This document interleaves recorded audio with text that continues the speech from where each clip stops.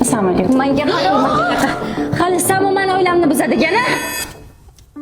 Va alaykum salom. Shu tanimadim. Siz bilan ichkarida gaplashsak bo'ladimi?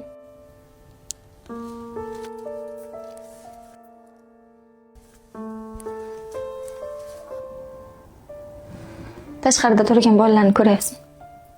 Ha, ko'ryaman. Ular meni bolalarim. Voy, tashqarida qolishmas, ichkariga olib kiring. Yo'q. Siz bilan suhbatimizni eshitishmagani ma'qul. Men sizga ikki og'iz gapiraman u ketaman. Farruh akani taniysiz? Men ularning ayollarimi. Qaysi Farruh? Men hech qanaqa Farruh tanimayman. Qo'ysizchi. Yolg'on gapirish nima keragi bor? Siz bilan telefonda ko'p gaplashganmiz. Yozishganmiz. Erimni tinch qo'yishingizni qayta so'raganman. Lekin siz bizning oilamizni buzishda davom etaverdingiz. Men Farruh akamni o'zgaradilar deb rosa kutdim. Lekin o'zgarmadilar. Men siz bilan urush qilgani kelmadim. Men bu o'yinda yutqazganimni tan olib keldim. Bilasizmi? Harakat qildim. Ikkita bolamni yetim qilmaslik uchun harakat qildim, lekin kuchim yetmadi. Siz mendan yaxshi ekansiz. Men erimni sizga berdim. Men ojizlik qildim. Lekin sizga bitta qarz gapni aytishni joiz bildim. Juda ham yosh, chiroyli qiz ekansiz. Lekin o'zingizni buncha arzon sotishingiz yaxshi emas edi. Shuncha uylanmagan yigitlar turganda meni erimga yem bo'lishingiz menimcha xato.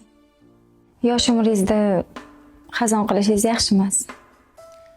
Sizni ham o'zingizning oilangiz, turmush o'rtog'ingiz, farzandlaringiz bo'lishi mumkin edi.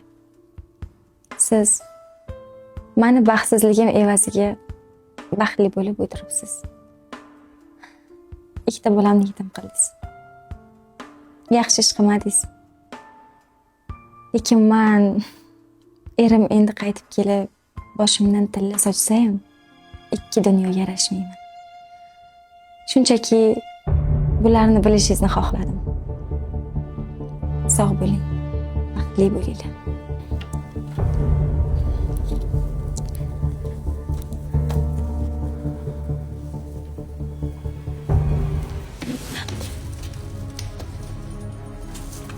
Farruh aka, Sarnigur.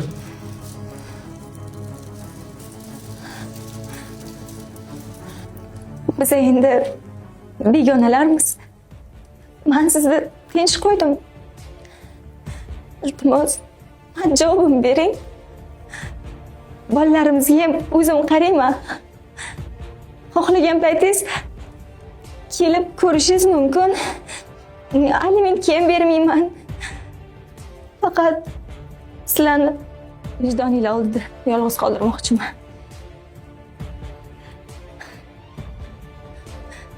Qanaqa vijdon haqida gapiryapman o'zi? Bittasi o'zini arzonga sotgan, meni baxtsizligim evaziga baxtli bo'layotgan ayol. Ikkinchisi esa o'zini bolalarini yetim qilgan, gulday ayolini mana shu qizga almashgan erkak. Baxtli bo'linglar.